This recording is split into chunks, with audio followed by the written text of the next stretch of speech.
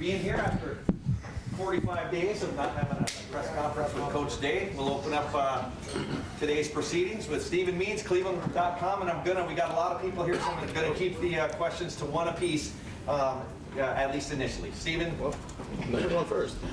Brian, can you take us through the process of how you ended up identifying Matt Patricia as the guy who would be your defensive coordinator? Was that someone maybe you thought about early on, or did maybe things develop? No, you can tell that we were very thorough in how we went about the process. It took some time. One of the things that people ask me all the time, like, what are the biggest learning lessons every year that you learn as a head coach? And one of them is to make sure that you're thorough in the your hiring process, that you bring in the right fit. And I felt like Matt was that guy for a lot of reasons. I think the first one is his experience. Coaching 19 years in the NFL. He's coached in 6 Super Bowls, has 3 Super Bowl rings. It was important, so the experience speaks for itself. I think, he's one of the best, minds in the game. But also, pairing him with Tim Walton as a co-coordinator, pairing him with Larry Johnson, Matt Guerrieri, James Laurinaitis. That was important to have continuity. When you interview certain coordinators, they have an idea of what they want to do. They want to come in and run their style of defense. They want to, bring in their own guys. So that was the first thing. The second thing, and so part of that was having somebody that was willing to work with the guys that were in the room. That was very important. And I just want to make sure that I, really praise the guys in that room. And having Tim Walton as a co-coordinator there is a huge part of our defense, and he was this year, and so was Matt, and so was Larry, and all those guys. But I think Matt and Tim working together as the coordinators is going to be critical. I think that we need to continually look at how we have to evolve with our defense, and Matt brings a different approach to the game in terms of he's run different styles of fronts in the past.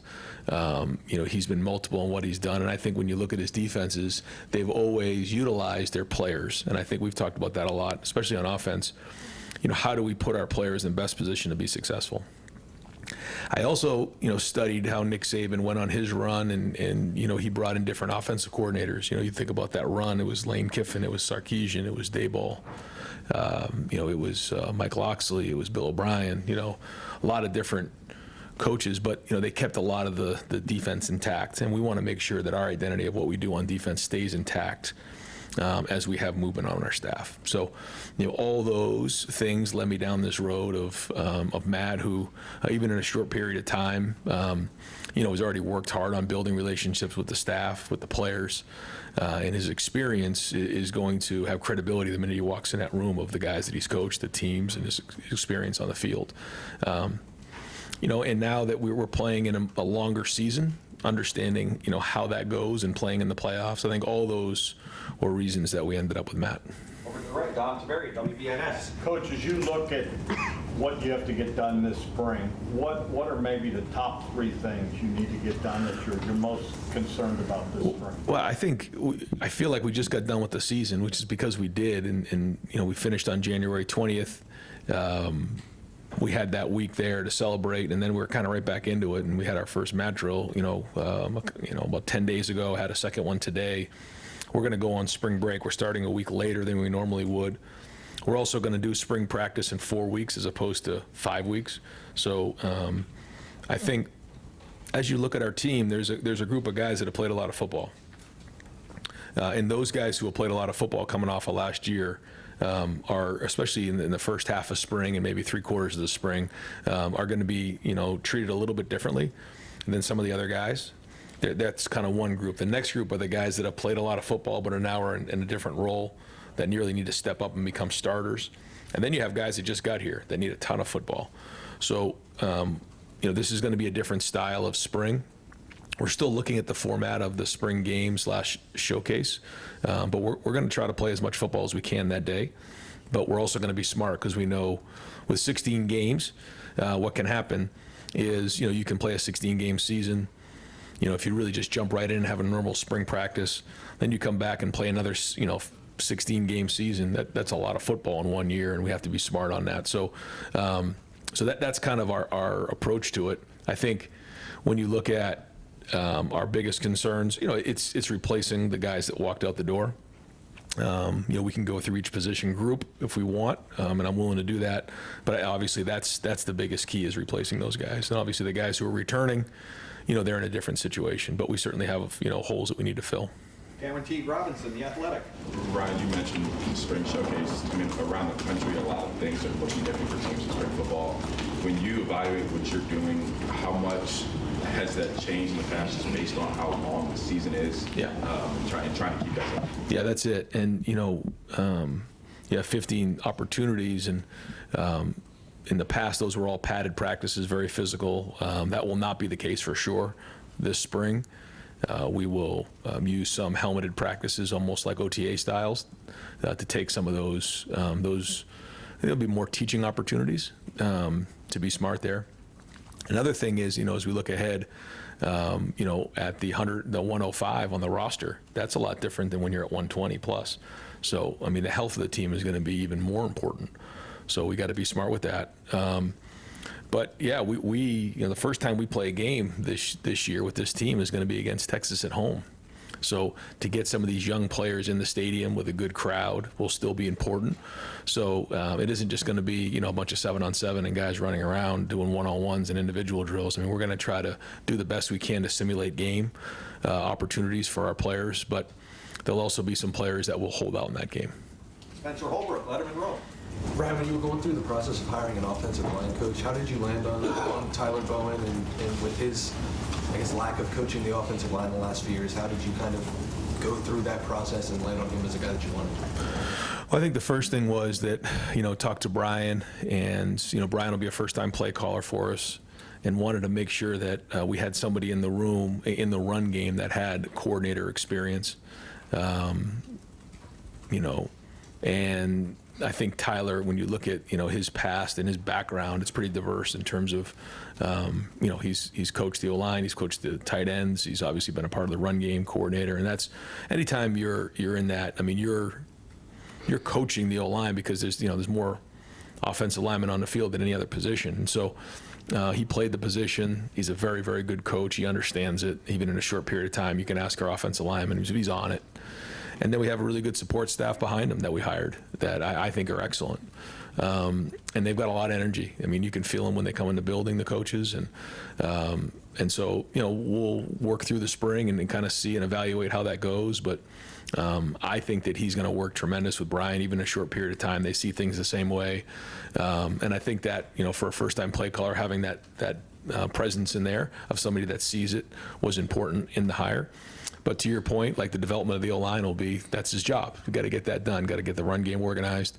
But, he's got some help there as well, some guys that I feel strong about. And, we'll, again, evaluate it coming out of the spring. But in a short period of time, I've been impressed so far with the approach and even some of the work that we've done. Dylan Davis, Delaware Gazette. You talk about these guys that have played a lot of football, so maybe they don't get as many reps. But when you have a lot of staff turnover, especially with Patricia coming in there, like how do you balance giving those guys the rest they need with the long season, but also these guys can be on the field, getting reps, hearing new voices and all this terminology and things like that? Yeah, I think that's where we're all.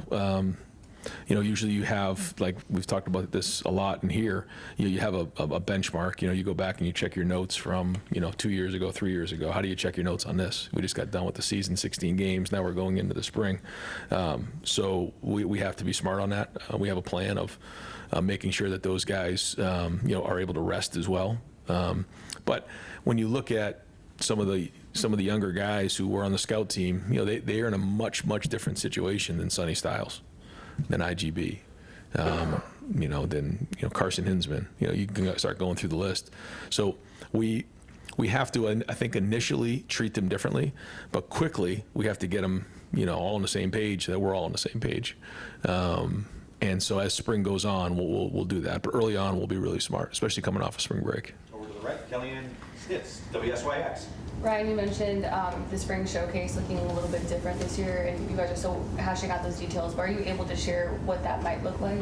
Not yet. Not yet. Yeah, I mean, there will certainly be opportunities to scrimmage, and it'll look like a game. But because of some of the guys that we mentioned, we still want them out there doing some things. So that will probably be in some drill work and some 7-on-7 work, and be good to get everybody out there so that the fans can see them. But the most important thing is getting the young guys game reps with hopefully a good crowd out there. So that, because we know the next time again will be against Texas. So we're also going to have to take a hard look at the health of our team as we get into the end of April. So we have to be able to adjust and be flexible with it. But again, that's the goal, was to get these guys as many reps as we can in the stadium. Noah Weisskopf, the Lantern. Ryan, now that you had that week after the national championship to sort of reflect and sit back, what do you think the biggest thing is that you learned about yourself during that entire playoff run? Just to trust the process, yeah, and just keep pushing and sometimes, and we all know this, it's easy to say, it's a little bit different to do, is you just, again, trust the process and make the adjustments and keep pushing forward. We always say, ignore the noise, whether it's good or bad, because criticism and praise are all the same. You just have to, focus on what you're focused on, and all the work and decisions that are made during the beginning of the season. We have to adjust and tweak them, but at the same time, we also have to believe in what we believe in our philosophy. And I think it's also, making sure that you're recruiting the right people, that, when you do have a tough moment, everyone's able to stick together and not go in different directions and fray. I think those are all learning lessons. Dave Biddle, 24/7. Ryan, as you enter spring ball, is there a position group or groups that you're concerned about depth-wise? And might you guys add more from the portal? I know you've already done a good job in the portal, but... One of the things for us that was tricky was, the portal was open before our season, and open and closed before our season was over. And that's something that we got to take a hard look at with rules. And people will say, well, you guys just won the national championship. What are you complaining about? Well, it matters for this year's team. And so that was a major challenge for us. As you can imagine, if you are trying to add somebody in the portal, but you're still trying to finish your season out, how that can affect your current roster. So, and then the second part of that is, we get done with the season, and Notre Dame and Ohio State are the only two teams with guys in the portal for that 5-day window, and everybody else is closed, and it's open season on our players for 5 days. Like, we got to take a hard look at this to figure out what's right, and whether there's just one window in the spring portal once all that is flushed out. To me, it's either that or you move back the games. But again, we can talk about that at another date. So, we will obviously look in the portal based on how things come out of the spring. We'll look at that. Because we have to fill out our roster too. There's some positions that we're not at capacity right now. So depth. Let's see. On defense, I would say right now D-line is probably of the biggest concern, just in terms of replacing those 4 guys, and then also losing Hero. So that's five guys right there that we have to replace. I think that we have some good guys and good options there, but that'll be a focus. On offense, O-line is always something that we need to take a look at and see how some of those new guys fit in and how it all comes together. And then losing Quinshawn and Trey at running back, James, and now we have CJ and some of the younger guys that, now they have to carry the water. So that's going to be, big, and obviously the quarterback would be the big, the big focus. So I think when you look at it on offense, it's really just, replacing Will, replacing Travion and Quinshawn, and then how the offensive line comes together. And then again on defense, it's, losing those 5 guys, and seeing who's going to step up in those areas. Yep. No, sir. Dan Hope, 11 Warriors. Follow up on Matt Patricia, obviously, you mentioned he's done a lot of different things schematically in his time. What makes you confident that what he did, in the NFL will translate to the collegiate level? I think a lot of things that are going on, there's a trickle up and a trickle down effect right now, and you're seeing a lot of that happening. You're seeing a lot of guys transition, I think now more than in the past. You guys, probably focus on it a little bit more than me, but, of what's going on in the NFL and what's going on in college, you're seeing a lot of carryover there. And I think with the playoff system in place, you're seeing that. You're seeing the coach-to-player communication. You're seeing huddling more. the hash marks are different, and there's certain rules that are different, but there's a lot of similarities now. So I think it's going to carry over well. You see quarterbacks who run and who are mobile in the NFL nowadays. So there's a lot more simulators now than in the past. And being in the league for just a couple years, the transition isn't as crazy as maybe it had been in the past. Jeremy Birmingham, the podcast. Ryan, with your offensive staff being pretty young, I mean, you're almost 10 years older than everybody on the staff except for Coach Lockman, I think. How did that decision when Chip left, did that impact your decision with the defensive coordinator hire? Was there a thought that maybe you needed to go get somebody who was more of the head coach of the defense style based on the fact that you may have to spend more time with the offense than you did last year? Yes, I think that you need to have balance when you're looking at your entire staff, and you try to do that the best you can. And I believe very strongly that Brian's going to do a great job as an offensive coordinator. I think he's really grown in a lot of areas. I give him a lot of credit for, he was named coordinator a couple years ago. I still called the plays. Then we brought in Chip and his attitude of like, I'm just going to learn from Chip in a big way. And then some of the work that he did, Keenan did, and Billy did down the stretch in some of the pass game. And I think he's got, a really good handle now on protections and even in the run game. Like, he's ready to call it now. But still going to be involved, still going to, just like I was last year, still going to kind of make sure that, we're all on the same page. Having Tyler there was important. But I think to your point, I'm still going to be involved with the offense, but I'm able to kind of bounce into the defense. But the more times that we have guys who are experienced and veteran, on that side of the ball, if I'm going to stay on offense, it certainly helps. And I think, taking the play calling away last year was really important. I want to continue to do that and surround myself with guys who, we can hire to do jobs, and I'm able to take a step back and take a little bit of a different role. I think it helped this season, and I'd like to, do that even more as we move forward. Rob Aller, Columbus Dispatch. Yeah, more on Matt. He clearly has credibility with his NFL, but I'm just curious in your discussions with him, interviews or whatever, why he decided to come back or come to college. He's not really been in college, Syracuse a little bit, but how much of that was not a concern but a discussion point? I mean, you've got recruiting, you've got a whole different culture.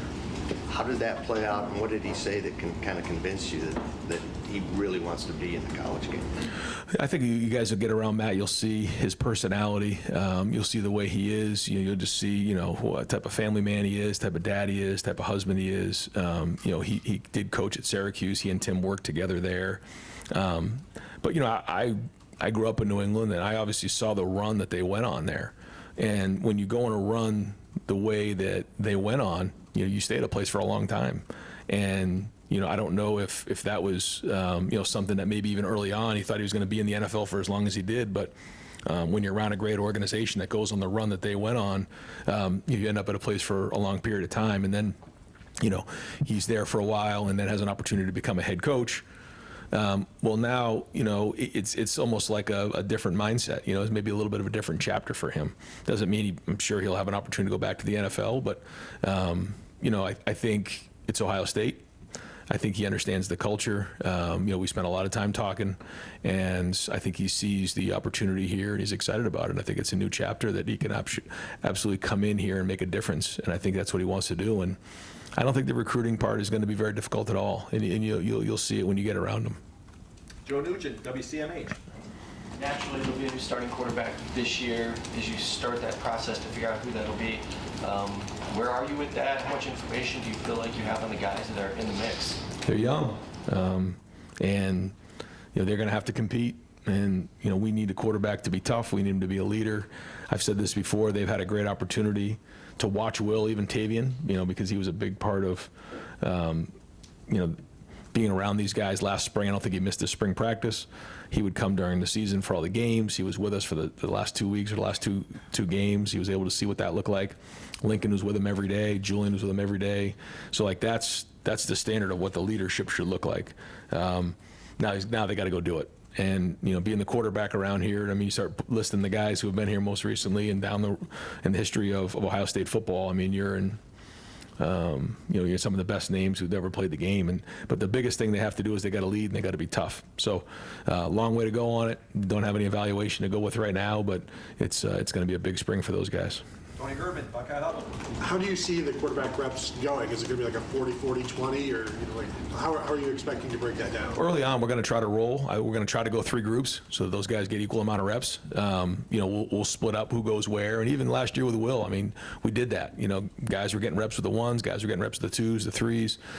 The times where Will was out there with the 3s early on and just rolling. Because if you put one guy with the 1s and 2s, sometimes it can look a little different because of the younger guys, older guys. So we're going to roll them, and we're going to try to get the best evaluation we can. We'll evaluate everything, but specifically early on in the spring, we want to roll those guys the best we can, because the number one goal of spring is to get individual players better. That's it. We can get scheme in and all that, but fundamentally, technically, we've got to get better as football players. Then once we get into the summer, we start putting the scheme together and we start coming with the chemistry of the team. Andrew Gillis, Cleveland.com. Brian, what are your expectations for Tyler Bowen as a recruiter, and in your hiring process, how big of that was those conversations? Big, and you guys can probably already see he's making an impact. He's getting guys here. He works hard at it. He makes connections. He builds relationships. He can evaluate at a high level, and I think he with some of the guys that we have, on the offensive staff together, you're starting to see group recruiting there. And so, again, we're Ohio State. We should have the best players in the country, and he understands that. And, again, this is another guy, the more you get around him, you'll see his personality just jumps out at you, and the guys love being around him. So, we'll see how the spring goes, but he's off to a good start. Pat Murphy, 24/7 Sports. Brian, you mentioned Brian Hartline being ready to take over play calling. What have you seen in the last 2 years? Why do you feel so confident? I think the first thing is his work ethic. He's worked his tail off, and when you evaluate, coaches, you got to work at it. You got to be one of the first guys in the building. You got to be one of the last guys to leave. I mean, you got to grind on it. I think he's made the transition from being a player to a coach very well in a quick period of time. His recruiting speaks for itself, but to me, the work ethic has been excellent.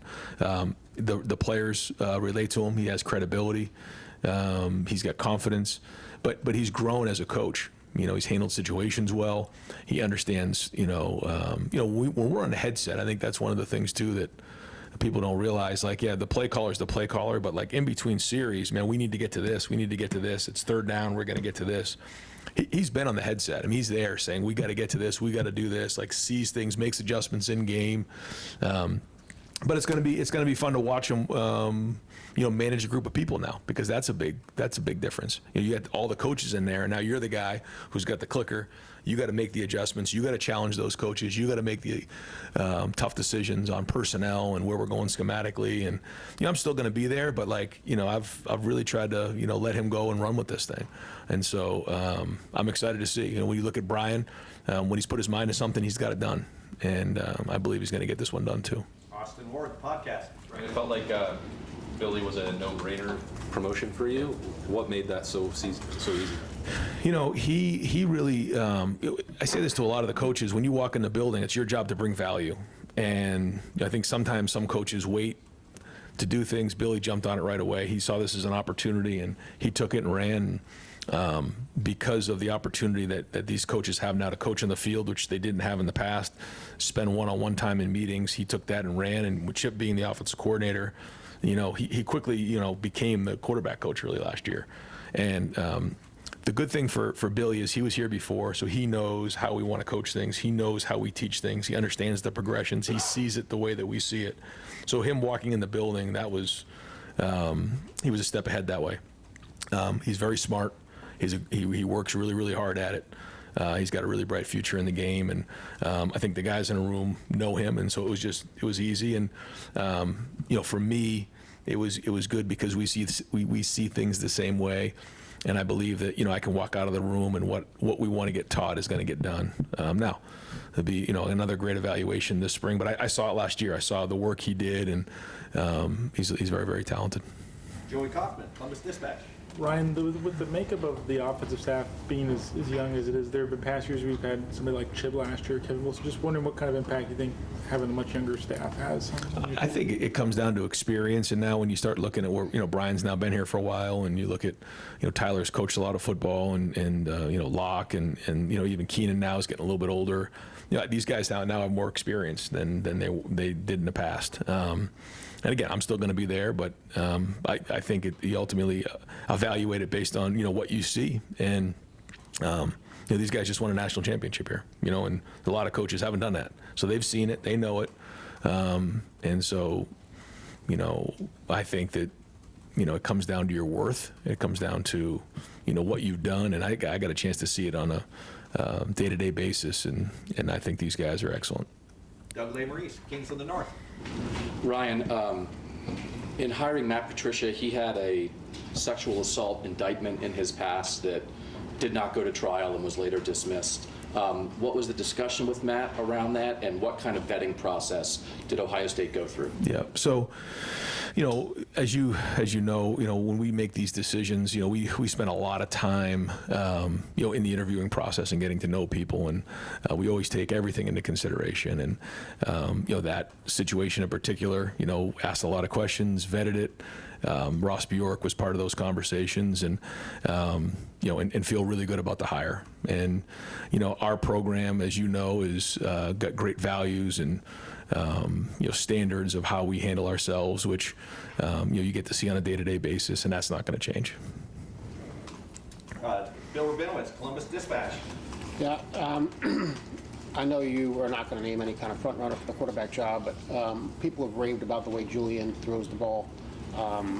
Seems to have all that ability. It seems to be kind of a low-key guy. How much do you want to see the fire in him? And that was one of Will's biggest qualities. Is that almost more the bigger challenge for him than the football stuff? I think all three of them, it's that way, for sure. Yeah, I mean, that being a leader and showing that toughness and showing that fire and showing that grit is, Will did a great job of that. So we're coming off the heels of that. So again, these guys got a chance to see that. But yeah, I agree with you.